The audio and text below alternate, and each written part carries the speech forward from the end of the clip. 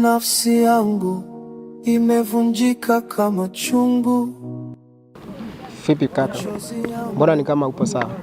Nini shida hasa? Yaani acha kaka, nimekutwa na matatizo makubwa sana. Yaani